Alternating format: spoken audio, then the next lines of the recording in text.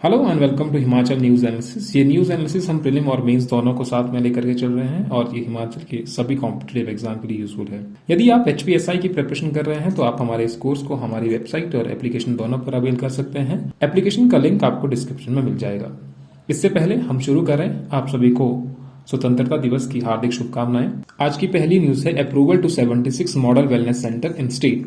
हिमाचल प्रदेश में 76 model wellness centre बनाए जाएंगे। The cabinet meeting held under the chairmanship of chief minister Jairam Thakur yesterday gave its note to develop 76 model health wellness centers, primary health center by creating and filling of 152 posts of staff nurses and 76 posts of female health worker on a contract basis। तो इसके लिए staff की जरूरत है। 152 staff nurse की vacancies भी आने वाली हैं जो कैबिनेट के द्वारा अप्रूव की गई हैं। साथ ही साथ में 76 मॉडल वेलनेस सेंटर बनाए जाएंगे। आखिरकार ये मॉडल वेलनेस सेंटर क्या है? आयुष्मान भारत योजना के तहत वर्तमान में 50,000 से अधिक हेल्थ एंड वेलनेस सेंटर की स्थापना के साथ योजना के तहत निर्धारित लक्ष्य का 1/3 हिस्सा प्राप्त कर लिया है। इसका मतलब ये है कि हमारा जो लक्ष्य है इस योजना के तहत health and wellness centre create करने का वो है 1.5 लाख। तो 1.5 लाख का 50,000 हमने अभी तक हासिल कर लिया है, यानी कि 1/3 हिस्सा प्राप्त कर लिया है। इतने हेल्थ एंड वेलनेस सेंटर बनाए गए हैं। आयुष्मान भारत योजना भारत की एक प्रमुख योजना है जिसे सार्वभौमिक स्वास्थ्य कवरेज के उद्देश्य की प्राप्ति हेतु राष्ट्रीय स्वास्थ्य नीति नेशनल हेल्थ मिशन 2017 के तहत की गई अनुशंसा के आधार पर 2018 में लॉन्च किया गया था। तो 2018 में लॉन्च किया गया था। आपको यह भी मालूम होना चाहिए कि हिमाचल प्रदेश में जो आयुष्मान भारत योजना के अंतर्गत नहीं आ रहे हैं उनके लिए कौन सी स्कीम चलाई गई है वो आप कमेंट सेक्शन में बताएंगे। प्रथम आयुष्मान भारत स्वास्थ्य और कल्याण केंद्र को छत्तीसगढ़ के बीजापुर जिले में झंगला नामक स्थान पर लॉन्च किया गया था। तो पहला हेल्थ एंड वेलनेस सेंटर कहां पर बनाया गया था वो भी आपको पता होना चाहिए। तो वो बनाया गया था छत्तीसगढ़ में। In health and wellness centre में 27,890 उप स्वास्थ्य केंद्र, सब हेल्थ सेंटर, 18,536 प्राथमिक स्वास्थ्य केंद्र यानी कि प्राइमरी हेल्थ सेंटर और 3,599 नगरीय प्राथमिक स्वास्थ्य केंद्र शामिल हैं। हिमाचल में रिसेंटली भी आपने देखा होगा कि कुछ सेंटर्स को जो प्राइमरी हेल्थ सेंटर थे उन्हें हेल्थ एंड वेलनेस सेंटर का दर्जा दिया गया। नोटिफिकेशन ऐसी टाइम टू टाइम आती रहती है। इसके साथ साथ ही इस कैबिनेट मीटिंग में क्या डिसाइड हुआ कि जो स्पोर्ट्समैन हैं उनके अलाउंस बढ़ा दिए जाएं। Under the youth service and sports department from existing 120 to 240 within the state and from 200 to 400 sports person outside the state। State के बाहर जाते हैं तो उन्हें कितना दिया जाएगा? 400 रुपए दिया जाएगा जो उनका डेली अलाउंस है। Next news, strengthen power board union अर्ज सीएम। तो हमने देखा था कि Himachal Pradesh state electricity board limited जब कैग की रिपोर्ट आई थी तो ये टॉप पर है। पीएसयूज की अगर हम बात करें तो हिमाचल प्रदेश में जो सबसे ज्यादा कर्जे पर है तो वो है हिमाचल प्रदेश स्टेट इलेक्ट्रिसिटी बोर्ड लिमिटेड। इनके एम्प्लॉय यूनियन ने एक मेमोरेंडम सबमिट किया है चीफ मिनिस्टर को कि हमें एक स्टाफ की जरूरत है क्योंकि काम बहुत है और यहाँ पर वैकेंसीज भी बहुत ज्यादा है। 7,500 post were line vacant. This had affected the smooth functioning of the state electricity board. तो इन्होंने कहा कि इन वैकेंसीज को भी फुलफिल किया जाए। तो गवर्नमेंट ने इंश्योर किया कि हाँ हम इनको फुलफिल कर देंगे। The union in its memorandum has urged for the implementation of the Ujjwala Discom Assurance Yojana, that is UDAY, in the HPSE-BL Himachal Pradesh State Electricity Board Limited as per the direction of the central government। ये उदय आखिरकार क्या है? उदय अर्थात उज्ज्वल discom assurance योजना, और discom का मतलब होता है डिस्ट्रीब्यूशन कंपनीज। हिमाचल प्रदेश में अलग अलग डिस्ट्रीब्यूशन कंपनीज हैं, जैसे कि एक है हिमाचल प्रदेश स्टेट इलेक्ट्रिसिटी बोर्ड लिमिटेड। इसी तरीके से अलग अलग कंपनीज हैं। इस योजना का लक्ष्य देश की विद्युत वितरण कंपनियों की वित्तीय सहायता में सुधार एवं उनका पूर्णाधार करना तथा उनकी समस्याओं का स्थायी समाधान सुनिश्चित करना है। विद्युत मंत्रालय द्वारा यह योजना उज्ज्वल डिस्कॉम एश्योरेंस योजना या उदय के नाम से प्रारंभ की गई है। यानी कि जो भी कंपनीज इस तरीके की फाइनेंशियल प्रॉब्लम से गुजर रही हैं उनको थोड़ी सी सहायता प्रदान करना ताकि वो उस बर्डन से ऊपर उठें। तो बेसिकली यही है उदय का काम। प्रदेश में स्मार्ट मीटर को 1788 करोड़ मंजूर। अब ये क्या है? ये भी इलेक्ट्रिसिटी बोर्ड से ही रिलेटेड है। रिसेंटली ही हिमाचल प्रदेश गवर्नमेंट ने 125 यूनिट हिमाचल प्रदेश में फ्री कर दी है। हिमाचल में इस समय 22,59,645 उपभोक्ता हैं।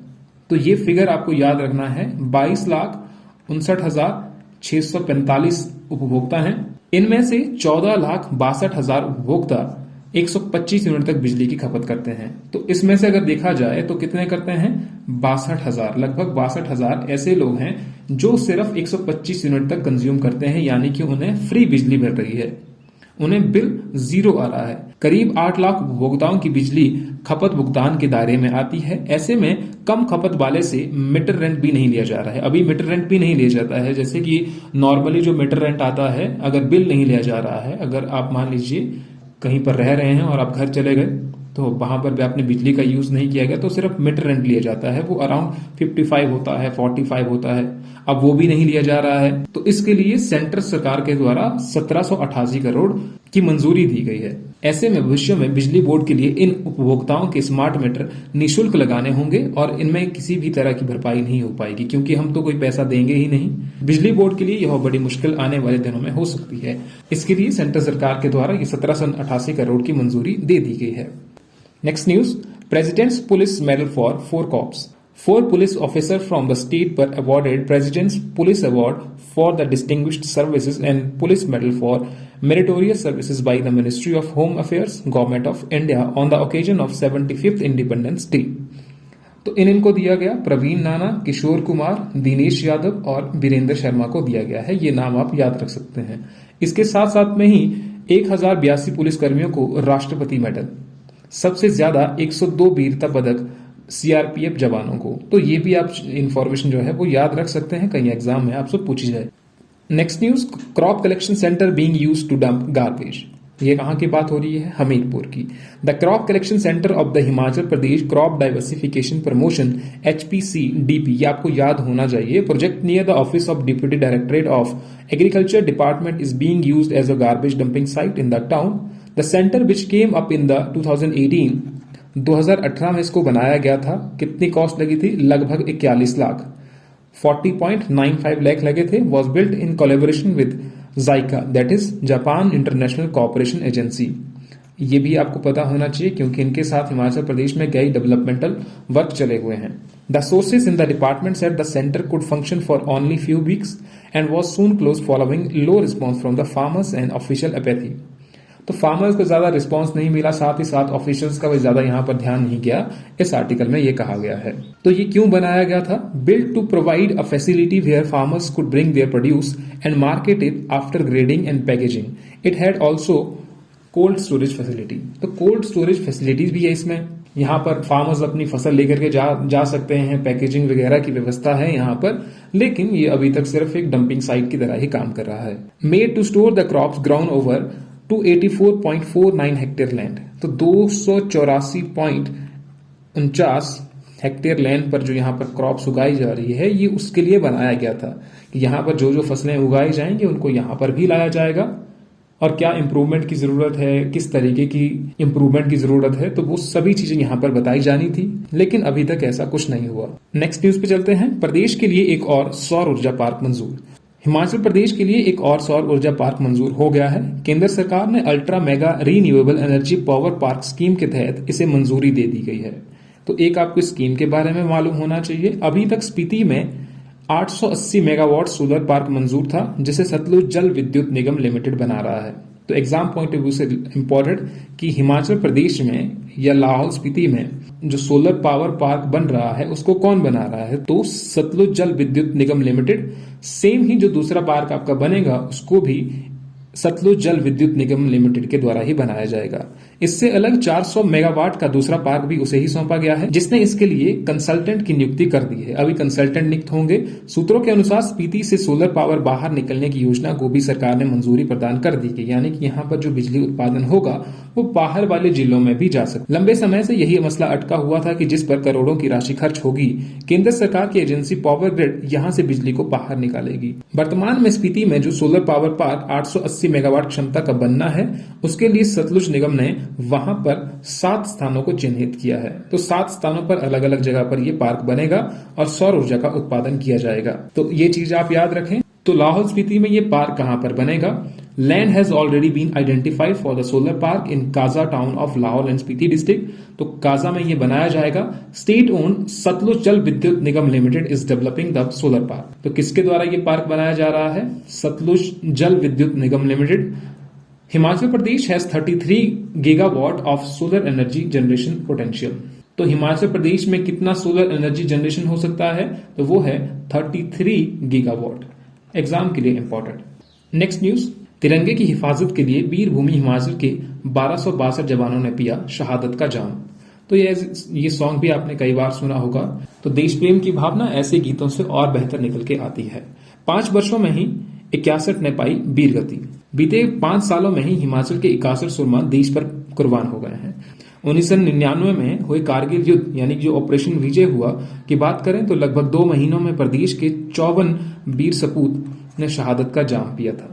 बेसिकली यही इस आर्टिकल में बताया गया है। इस बार आजादी का अमृत महोत्सव, देश की आजादी का यह 75वां साल है। आजादी का अमृत महोत्सव के तहत देश भर में कई जगह के आयोजन किए जा रहे हैं। हर घर तिरंगा आपने देखा। तो इस तरीके के कई प्रोग्राम देश में इस वक्त हो रहे हैं। नेक्स्ट न्यूज पे चलते हैं। हिमाचल प्रदेश में अभूतपूर्व विकास और जन कल्याण का स्वर्णिम काल, जयराम ठाकुर। तो इस आर्टिकल में जयराम ठाकुर जी ने अपनी सरकार की उपलब्धियों के बारे में यहाँ पर बताया कि उन्होंने यहाँ पर बच्चों, महिलाओं, बुजुर्ग, उन सभी के लिए आखिरकार क्या किया हुआ है। तो थोड़ा सा यहाँ पर डिस्कशन करते हैं। बाकी हम आपको पीडीएफ शेयर कर देंगे तो आप उसको डिटेल में और पढ़ सकते हैं। Chief minister Jairam Thakur is of now providing 125 units of electricity to household consumer for free since July 1। तो हिमाचल प्रदेश में 125 यूनिट तक बिजली मुफ्त मिल रही है, जो हमने अभी डिस्कस भी किया। नारी को सम्मान स्कीम के तहत 50% किराया लिया जा रहा है महिलाओं से। और मिनिमम किराया कितना किया गया है बसेस में? 7 से 5 किया गया है। पहले 7 रुपए मिनिमम किराया था, अब 5 रुपए हो गया है। Himachal Pradesh budget 2022 government announces to reduce age limit for pension from 70 years to 60 years. तो 70 से एज लिमिट रिड्यूस कर दी है 60 साल पेंशन के लिए। हिमाचल प्रदेश सरकार द्वारा ऐसे सभी नागरिकों जो आयुष्मान भारत योजना के अंतर्गत लाभ नहीं उठा पा रहे हैं, जो कि सोशियो इकोनॉमिक कास्ट सेंसस 2011 में कवर नहीं है, यानी कि उसमें वो कवर नहीं है, उनके लिए हिम केयर योजना का आरंभ किया गया है। यह योजना 1 जनवरी 2019 को आरंभ की गई थी। हिम केयर योजना के अंतर्गत 5 लाख तक स्वास्थ्य बीमा लाभार्थी परिवार को प्रदान किया जाएगा। इस योजना का लाभ एक परिवार के 5 सदस्य उठा सकते हैं। तो हमारे एग्जाम के लिए इंपॉर्टेंट है। The state government has also launch the Sahara scheme to provide financial assistance of 3000 per month to the patient belonging to the economically weaker section of the society who are suffering from specified disease, Parkinson, malignant cancer, paralysis, muscular dystrophy, haemophilia and thalassaemia. तो उन्हें क्या दिया जाएगा? 3000 रुपए की financial help दी जाएगी, वित्तीय सहायता दी जाएगी। इसके साथ साथ में 810 crore MoU sign for the medical device park at Nalagarh, जो लगभग 10,000 युवाओं को रोजगार प्रदान करेगा। मुख्यमंत्री चिकित्सा सहायता कोष, इसके तहत क्या किया जाएगा? प्रदेश सरकार ने राज्य के निर्धन परिवारों की सहायता हेतु मुख्यमंत्री चिकित्सा सहायता कोष स्थापित किया है। जो परिवार किसी बीमारी से ग्रसित हो और धन के अभाव में अपना उपचार न करवा पा रहे हो, उन्हें इस कोष के तहत राशि प्रदान की जाती है। अब तक इस कोष के अंतर्गत 513 परिवार लाभान्वित हो चुके हैं। इसके लिए 7.16 करोड़ की राशि व्यय की गई है। इसके साथ साथ में ही न्यूज में आया हुआ है विकास यात्रा एक नजर। 15 अप्रैल 1948 से लेकर 31 जुलाई 2022 तक क्या कंडीशन रही, किस चीज में कितनी डेवलपमेंट हुई। जैसे कि यहाँ पर बताया गया है, ये है 15 अप्रैल 1948, जो ये नीचे वाले फिगर बताए गए हैं। जो ऊपर वाला है वो है 31 जुलाई 2022। तो प्रति व्यक्ति अगर आय देखें तो 240 थी, जो बढ़कर के 2,01,854 हो गई। साक्षरता दर 4.8% थी और अब कितनी हो गई है? 82.80% हो गई है। औद्योगिक इकाइयां 45 थी, अब हो गई है 33,142। स्वास्थ्य पेयजल प्राप्त गांव 300 थे, अब 100% हो गए हैं। विद्युतीकरण गांव 6 थे 1948 में, अब 100% हो गए हैं। दो चीजें यहां पर 100% दिख रही हैं आपको। सड़कें 228 किलोमीटर तक थी, अब कितनी हो गई हैं? अब 39,354 किलोमीटर हो गई हैं। शैक्षणिक संस्थान 301 थे, अब 16,124 हो गए हैं। और स्वास्थ्य संस्थान 88 थे, अब 4,320 हो गए हैं। तो ये थी 1948 से लेकर के 2022 तक की विकास यात्रा हिमाचल प्रदेश में। तो याद रखिएगा, ये जो फिगर यहाँ पर बताए गए हैं आपके मेंस पॉइंट ऑफ व्यू से और प्रीलिम के लिए इंपॉर्टेंट है ये। तो इसी के साथ ये वीडियो यहीं पर खत्म होती है। इस वीडियो की पीडीएफ फाइल आपको टेलीग्राम चैनल पर मिल जाएगी, जिसका लिंक डिस्क्रिप्शन में होगा। मिलते हैं आपसे नेक्स्ट वीडियो में। Thank you.